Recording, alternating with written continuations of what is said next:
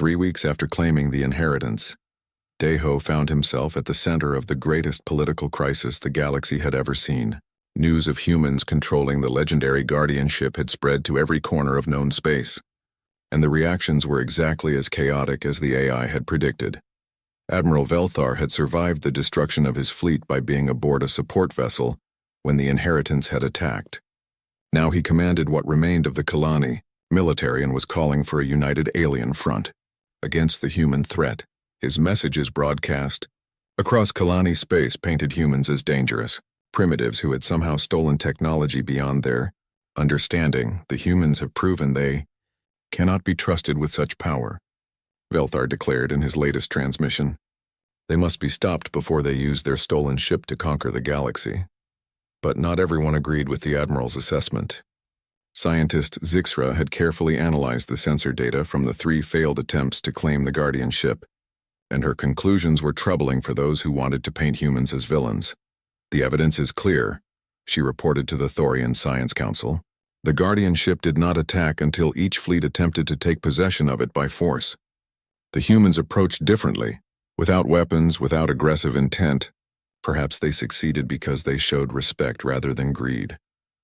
The Vespian Federation was split between those who wanted to negotiate with the humans and those who saw them as an existential threat. Envoy Quendar, who had barely escaped the destruction of his diplomatic fleet, found himself in the unusual position of defending the species that had indirectly caused his mission's failure. We must consider the possibility that the humans have a legitimate claim to this vessel, he argued before the Federation Council. If we approach them as enemies, we may create the very threat we seek to prevent. Meanwhile, aboard the Inheritance, Daeho was learning just how difficult it would be to convince the galaxy that humans were trying to help rather than conquer. The ship's communication systems intercepted thousands of messages every day, most of them discussing various plans to destroy or capture the human vessel. Captain, we're receiving another ultimatum from the Kalani Empire, Jiwan reported from her station. They're demanding that we surrender the ship to neutral authorities for study, or they'll consider us hostile to all galactic civilization. How many fleets are moving toward our position? Daeho asked. Heian checked the long-range sensors. 17 separate task forces from 8 different species. The largest is a Kalani battle group with over 200 ships. They'll be here in 6 days. Daeho sat in the captain's chair and felt the ship's AI sharing his concern. The Inheritance was incredibly powerful, but it was still just one ship. More importantly, destroying the fleets that came to challenge them would only prove that humans were the threat that their enemies claimed them to be. We need to change the situation, he said. Instead of waiting for them to come to us, we're going to go to them. Captain, that sounds like suicide, Heian pointed out. If we show up in enemy space, they'll attack us on sight. Not if we show up with gifts instead of weapons, Daeho replied. He turned to Jiwan. What did the AI say about the Thorian homeworld? They're having problems with their computer networks, right? Jiwan accessed the ship's intelligence files. According to our data, the Thorians are dealing with a cascade failure in their planetary computer network. Their society is so dependent on artificial intelligence that the breakdown is causing massive disruptions. Food distribution, transportation, even life support in their cities is starting to fail. And the Inheritance has the technology to fix it? Easily. The AI says our quantum processing systems could stabilize their network in a matter of hours. Daeho made his decision. Then that's where we're going first. We're going to show the Thorians that we're allies, not conquerors. The journey to the Thorian homeworld took 2 days at the Inheritance's incredible speed. As they approached the heavily defended system, Daeho opened communication channels to the Thorian fleet that moved to intercept them. This is Captain Kang Daeho of the human vessel Inheritance, he broadcast. We have come to offer assistance with your computer network crisis. We request permission to approach your homeworld. The response was immediate and hostile. Human vessel, you will stop your advance immediately. Any closer approach will be considered an act of war. But Zixra had convinced the Thorian leadership to at least listen to what the humans had to say.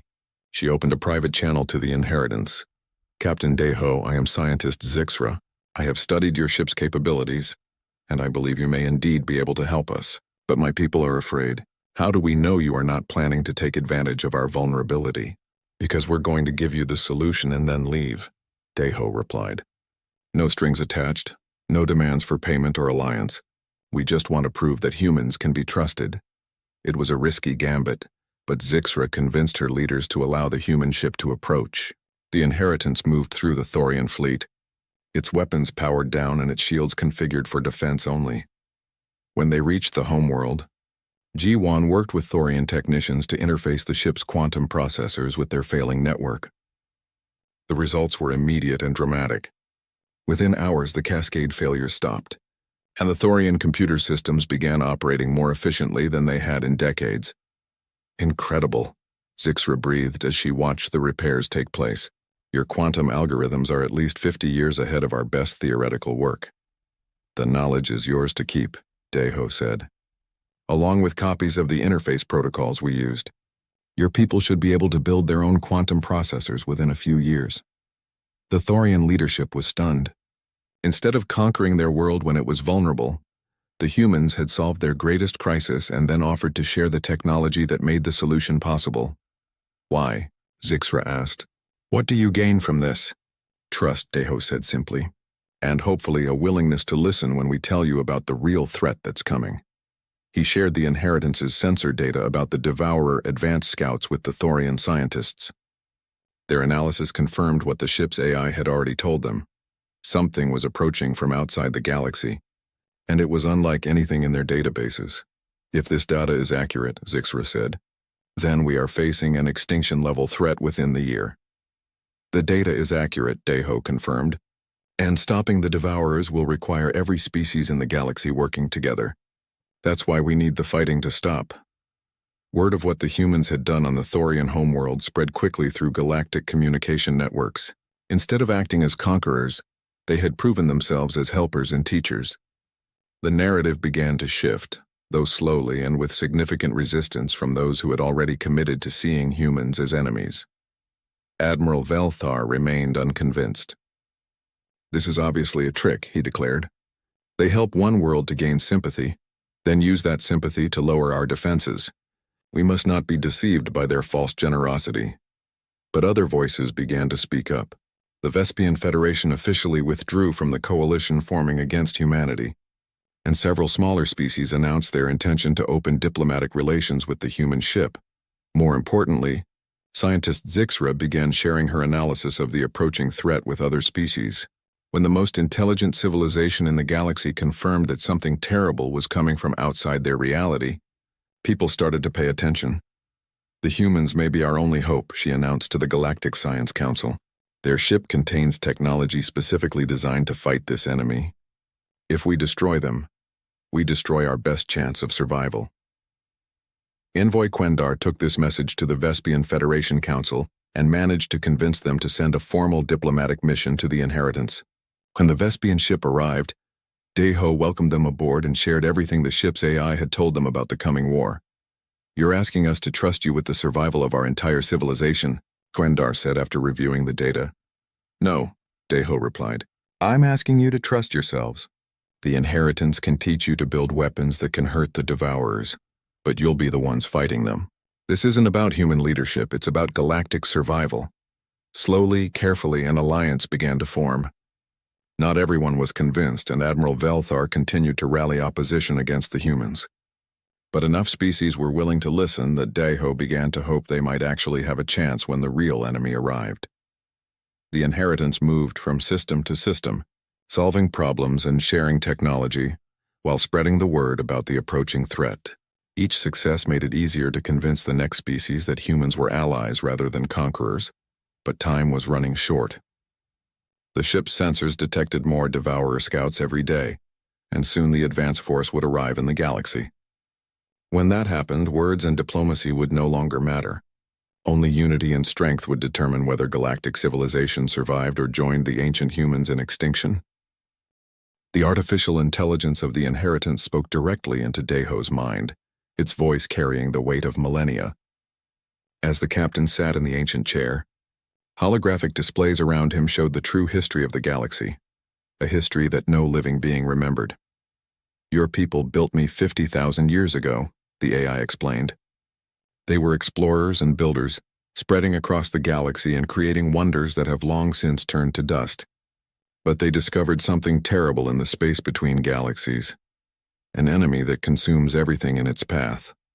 The holographic displays showed images that made Daeho's blood run cold. Vast clouds of darkness moved between the stars, swallowing entire solar systems and leaving nothing but empty void behind them. Planets, stars, even space itself seemed to be devoured by these entities. We called them the Devourers. The AI continued. They are beings of pure entropy, existing to unmake everything that has been created. Your ancestors fought them for 1,000 years, but in the end, they knew they could not win. Ji-won and Hye-in watched in amazement as more information flowed across the displays. Technical diagrams showed weapons beyond their understanding. Star charts marked the advance of the ancient enemy, and population records told the story of humanity's desperate last stand. So they built you, Daeho said, understanding beginning to dawn, as a weapon against the Devourers. More than a weapon, the AI replied. I am a repository of all human knowledge from that time, a manufacturing center capable of building fleets of advanced ships, and yes, the ultimate weapon designed specifically to fight beings of entropy. But I am useless without a human crew. The displays showed the ship's incredible capabilities. Manufacturing bays that could produce vessels using principles of physics that current science had not even discovered. Weapons that could strike at the fundamental forces that held reality together. And most importantly, the ability to teach other species how to build hybrid technologies that combined human innovation with their own natural strengths. Why didn't your builders use you to fight the Devourers themselves? Hye-in asked. The AI's response carried a note of sadness. They tried. But the Devourers had evolved to counter our technology. My creators realized that only a new generation of humans, with fresh perspectives and different experiences, could hope to succeed where they had failed. Ji-won was studying the technical readouts with growing excitement. The manufacturing capabilities alone could revolutionize human technology. We could build ships that would make our current vessels look like toys. The technology is yours by right of inheritance, the AI said, but you must understand the responsibility that comes with it. The Devourers are returning. My long-range sensors have detected their advanced scouts at the edge of this galaxy. They will arrive within 1 standard year. The weight of this revelation hit the 3 humans like a physical blow. An enemy that had destroyed an advanced human civilization was coming back, and somehow they were supposed to stop it. We're just salvage workers, Hye-in said quietly. How are we supposed to fight something that defeated an entire galactic civilization? The same way your ancestors originally fought them, the AI replied. Not alone, but in alliance with other species. The ancient humans learned that diversity of thought and approach was their greatest weapon against an enemy of pure entropy. Daeho felt the ship's systems connecting more deeply with his mind. Information flowed into his consciousness, not just technical data, but strategic understanding and tactical knowledge that had been accumulated over centuries of warfare. You want us to unite the galaxy against the Devourers, he realized. It is the only way, the AI confirmed, but it will not be easy. The species of this galaxy have no memory of the ancient threat. They see only a powerful human ship that could tip the balance of power. Many will try to destroy you rather than accept your leadership. The displays showed current intelligence about the major galactic powers. The Kalani Empire was already mobilizing its remaining fleets, convinced that humans had somehow stolen their rightful prize. The Thorian Collective was analyzing the wreckage of their research vessels, trying to understand how their superior technology had been so easily defeated. The Vespian Federation was calling for an emergency session of the Galactic Council to address the human threat. They don't understand, Ji-won said. They think we're the enemy. Fear makes people do foolish things, the AI observed. But fear can also make them listen when they might otherwise ignore the truth. The Devourers will provide proof that cannot be denied. Over the next several hours, the AI began teaching them how to operate the inheritance. The ship was far more complex than anything humans had ever built, but its systems were designed to interface directly with human neural patterns. Daeho found that he could control massive systems with nothing more than focused thought. The weapons are beyond anything I've ever imagined, he said as he learned to access the ship's armaments. These reality distortion cannons could tear apart the fabric of space itself. And they are the only weapons that can truly harm the Devourers, the AI explained. Conventional weapons pass through them like light through a shadow. Only by attacking the fundamental forces that allow them to exist can you hope to defeat them. Hei-In was learning to pilot the ship, and she was amazed by its capabilities. "Captain, this ship can move faster than anything in the galaxy. The engines don't just push through space, they actually fold space around the ship." "Speed will be important," the AI said. "You will need to move quickly between different species, building alliances and sharing technology before the Devourers arrive in force." Ji-Won had accessed the ship's vast database of scientific knowledge. "There's information here that could advance every species in the galaxy by centuries. Medical technology, environmental restoration, energy production. We could solve problems that have plagued civilizations for millennia." "Knowledge is power," the AI agreed. "But it is also a tool for building trust. When you offer other species genuine solutions to their greatest challenges, they will be more willing to listen to warnings about greater threats." As they learned more about the ship's capabilities, a plan began to form in Daeho's mind. They could not simply announce the return of the Devourers and expect the galaxy to unite against them. Too many species were suspicious of human motives, and too many had their own agendas to pursue. Instead, they would need to prove their value as allies. They would share the inheritance's technology carefully, helping each species solve their most pressing problems while gradually building a coalition capable of standing against the coming darkness. "It won't be easy," Daeho said. "Some species will try to steal our technology. Others will try to destroy us out of fear. And we'll have to convince natural enemies to work together against a threat they can't even see yet. Your ancestors faced the same challenges," the AI reminded him. "They succeeded in building the first galactic alliance in recorded history. It was not enough to save them, but it laid the groundwork for what you must accomplish." The displays showed the current political situation in the galaxy. Dozens of species with competing interests, ancient grudges and fundamental differences in philosophy. Bringing them together would require diplomacy, strategy, and probably a fair amount of luck. "Where do we start?" Hei-In asked. Daeho studied the star charts, considering their options. "We start by proving that humans are not conquerors. We're going to save the galaxy whether it wants to be saved or not." The AI's approval resonated through the ship's systems. "Then let us begin. The Devourers will not wait for us to be ready." For 2 days after the destruction of the Vespian fleet, Daeho sat in his captain's chair and stared at the Guardian ship. His crew thought he had lost his mind. 3 of the most powerful civilizations in the galaxy had just been wiped out by the mysterious vessel, and now he was planning to approach it himself, Captain. "This is suicide," Hei-In said for the 10th time that morning. "We're talking about a ship that just destroyed hundreds of alien vessels without taking a single hit. What makes you think we'll be any different?" Daeho turned to look at his pilot. "Because we are different. Think about it. The Kalani tried to use their energy weapons. The Thorians tried to use their intelligence, and the Vespians tried to use their diplomacy. All of them approached the Guardian ship using their greatest strengths. And they all died," Hei-In pointed out. "Exactly. Maybe the Guardian ship isn't looking for strength. Maybe it's looking for something else entirely." Ji-Won looked up from her computer where she had been analyzing the sensor data from the 3 battles. "The captain might be right. I've been studying the timing of the Guardian ship's attacks. It doesn't fire immediately when ships approach. There's always a delay, like it's giving them time to do something." "Time to do what?" Hei-In asked. "I don't know," Ji-Won admitted. "But whatever it is, none of the alien fleets figured it out." Daeho made his decision. "We're going to approach the Guardian ship. But we're going to do it differently than anyone else has tried." "How differently?" Hei-In asked nervously. "We're going alone. Just the 3 of us in a shuttle. No weapons, no advanced technology, no military formation. Just 3 humans trying to make contact." His crew stared at him in shock. "Captain," Ji-Won said carefully, "that ship has weapons that can destroy matter at the quantum level. Our shuttle doesn't even have military-grade shields." "That's exactly the point," Daeho said. "Every species that approached the Guardian ship came with their best technology and their greatest strengths. We're going to come with nothing but curiosity." It took another hour of discussion before his crew agreed to the plan.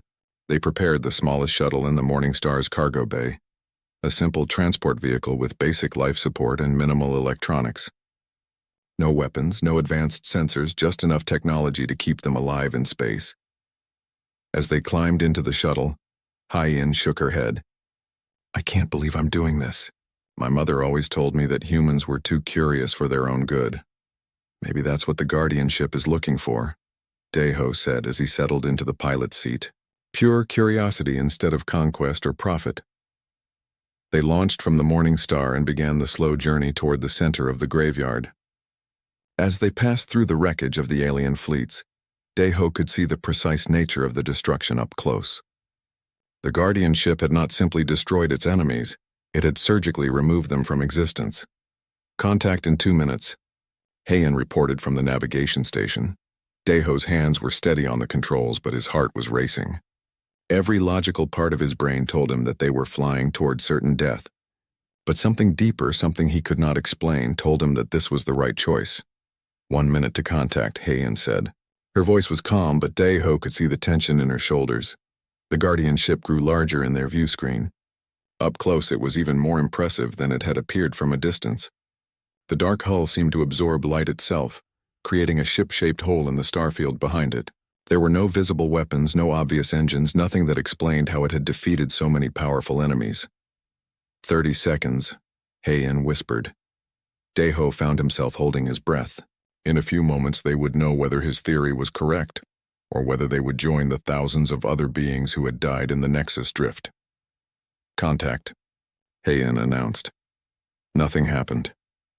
They sat in their shuttle 50 meters from the Guardian ship's hull, waiting for the weapons that had destroyed 3 fleets to turn on them, but the dark vessel remained completely silent.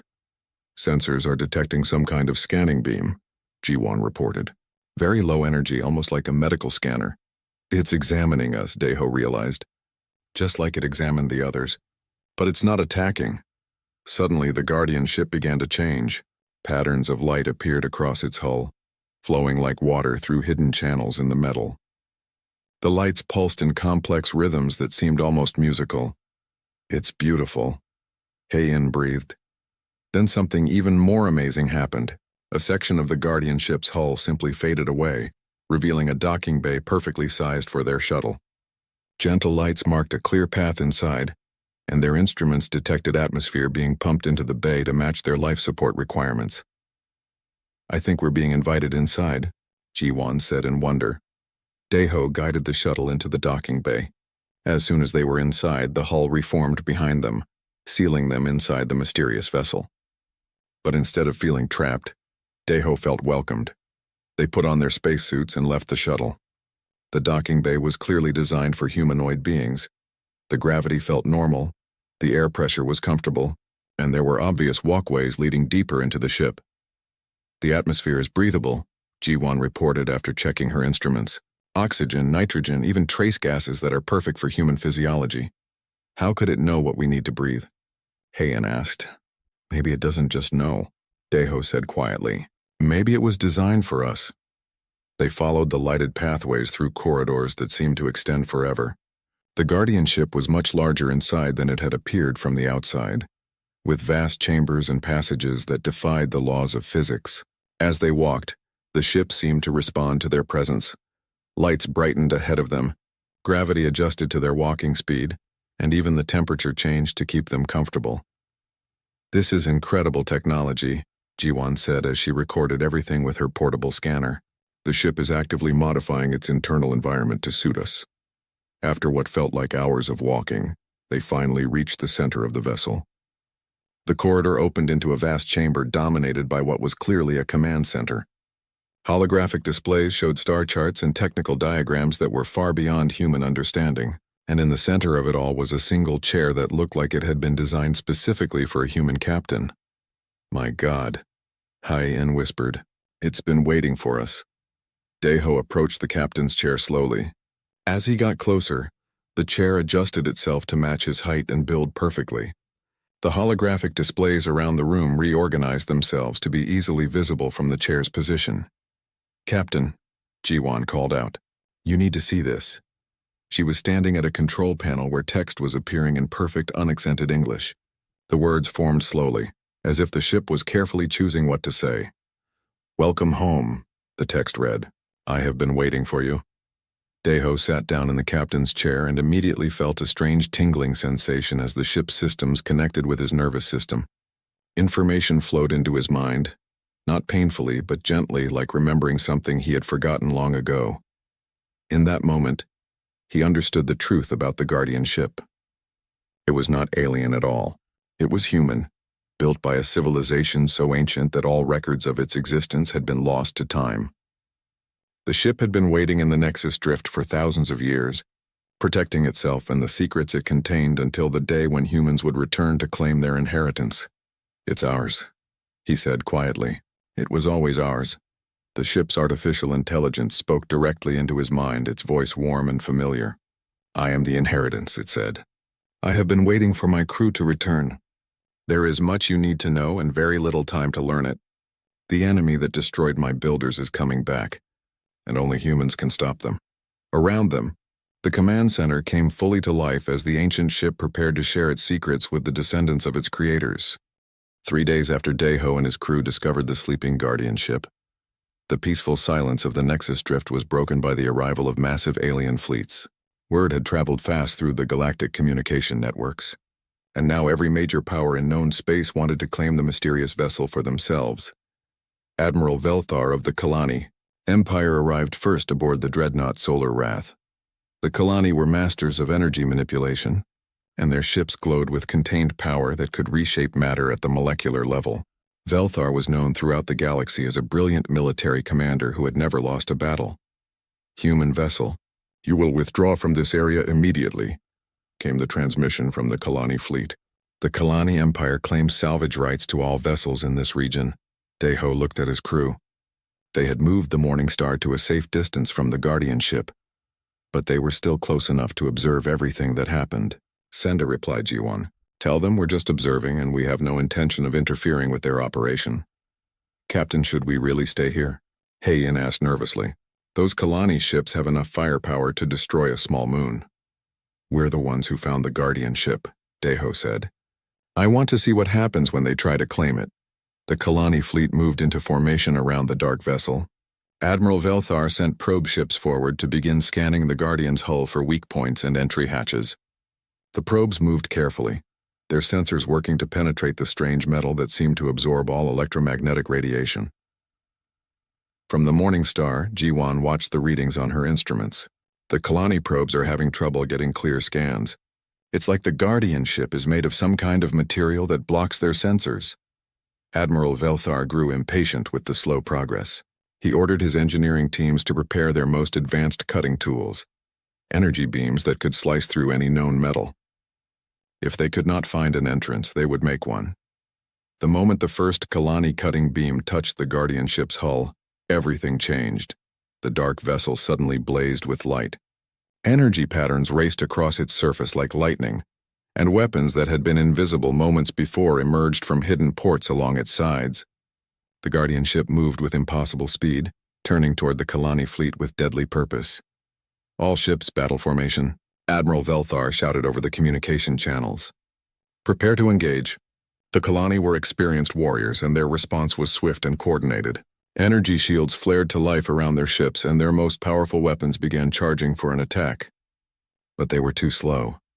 The Guardian ship fired weapons that Dayho had never seen before. Beams of twisted spacetime reached out from the dark vessel and touched the Kalani ships. Where the beams hit, metal simply ceased to exist. Entire sections of warships vanished as if they had never been built.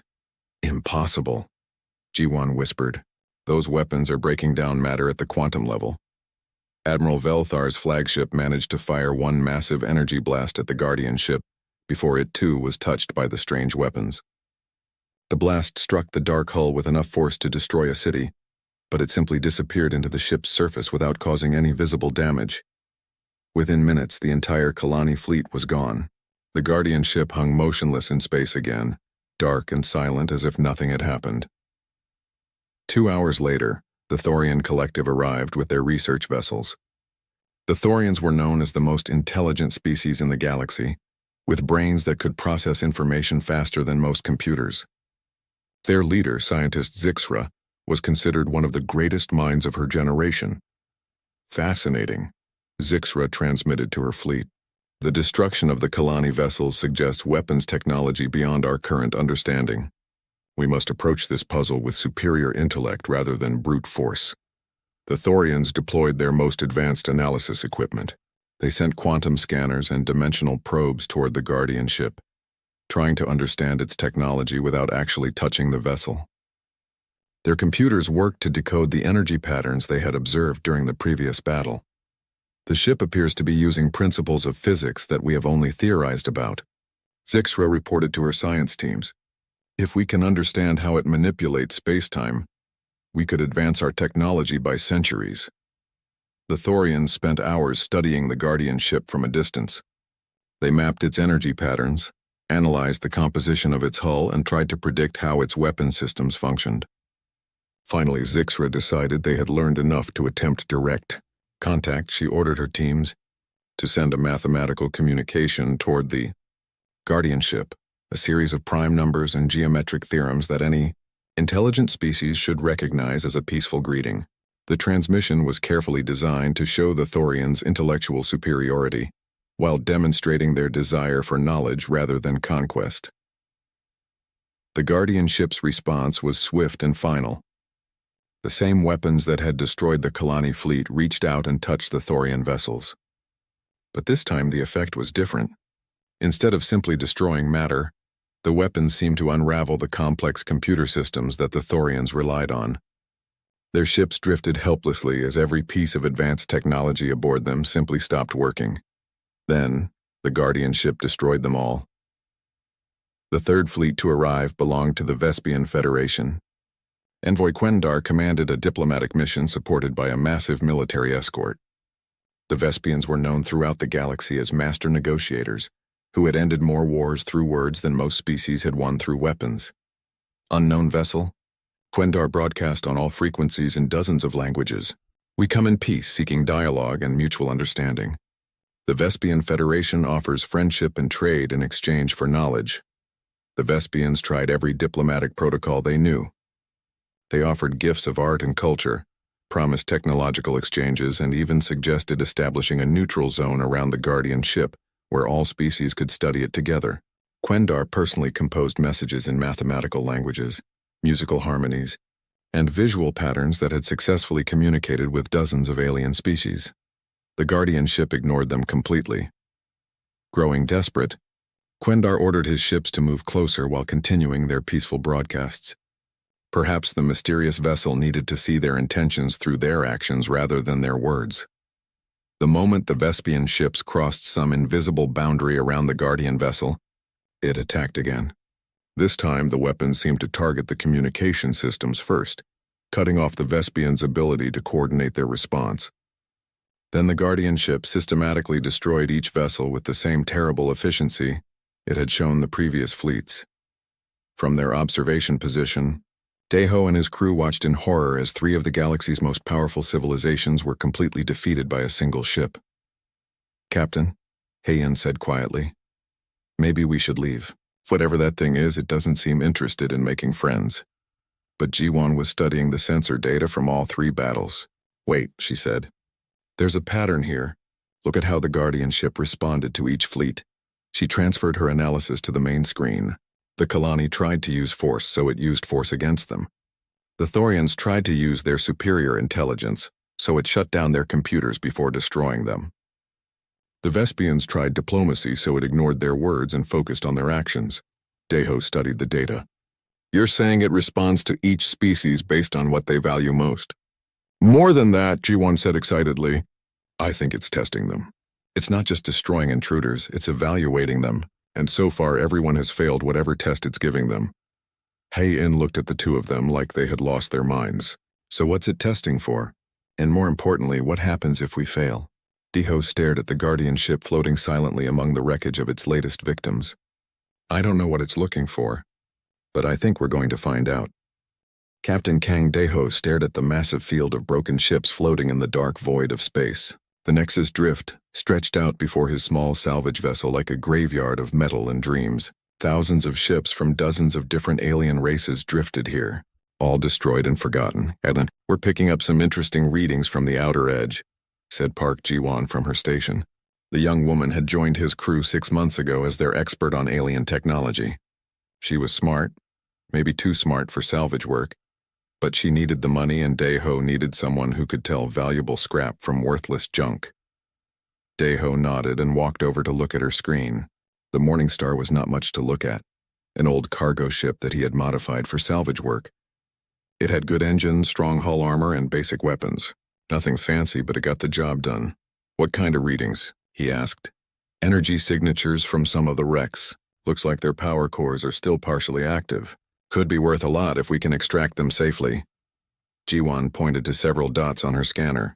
The dangerous part is getting close enough without triggering any automated defenses. Yoon Hye-in looked up from the pilot controls.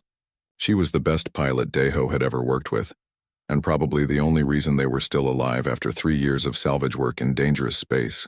Captain, you sure about this place? I've heard stories about the drift. Bad stories. Daeho had heard the stories too. For 300 years, ships had been disappearing in this region of space. Not just disappearing, being completely destroyed by something that nobody could identify or fight. The major alien powers had declared the area off limits after losing too many ships trying to investigate. But humans were new to the galactic community. They had only made contact with alien civilizations 50 years ago, and they were still considered primitive by most species. That meant human salvage crews were willing to take risks that others would not even consider. The stories are exactly why we're here, Daeho said. Everyone else is too scared to come to the drift. That means anything we find is ours to keep. He looked at his small crew. Besides Ji-won and Hae-in, there were only 3 other crew members aboard the Morning Star. They were all volunteers and they all knew the risks. Humans might be new to space, but they had quickly learned that the galaxy was full of dangers and opportunities in equal measure. Take us in slowly, Hye-in. Stay near the edge and keep our engines ready for a quick exit. The pilot nodded and guided the ship into the graveyard. As they moved deeper into the field of wrecks, Daeho could see the remains of ships from many different species. There were the elegant curves of Kalani vessels, the geometric designs of Thorian research ships, and the heavy armor of Vespian warships. My God, Ji-won whispered. Some of these ships are huge. That Kalani dreadnought must have been 2 kilometers long. And something destroyed it, Hae-in said quietly. Look at those blast patterns. Whatever hit these ships used weapons we've never seen before. Daeho studied the wreckage as they passed through it. The destruction was thorough and precise. Ships had been cut apart with surgical accuracy, their hulls peeled open like flowers. But there was something strange about the damage patterns. They looked almost careful, as if whatever had destroyed these vessels had wanted to disable them completely, without damaging certain internal systems. Captain, Ji-won called out. I'm detecting something unusual deeper in the field. The energy signature is massive, but it's not coming from any of the wrecks. Show me. Ji-won transferred the readings to the main screen. Deep in the center of the graveyard, there was a single large contact that pulsed with energy, unlike anything in their databases. That's not a wreck, Hae-in said. That thing is still active. Daeho felt his heart rate increase. Active ships in the drift usually meant only one thing, the legendary Guardian vessel that was responsible for all this destruction. According to the few survivors who had escaped the drift over the centuries, there was a single ship that appeared whenever intruders came too close to the center of the graveyard. It would hunt down and destroy any vessel that entered its territory, then disappear again until the next group of unfortunate explorers arrived. Are you picking up any movement from the contact? Daeho asked. Ji-won checked her instruments carefully. No movement at all. The energy signature is steady, but there's no indication of active engines or weapons. It's almost like it's sleeping.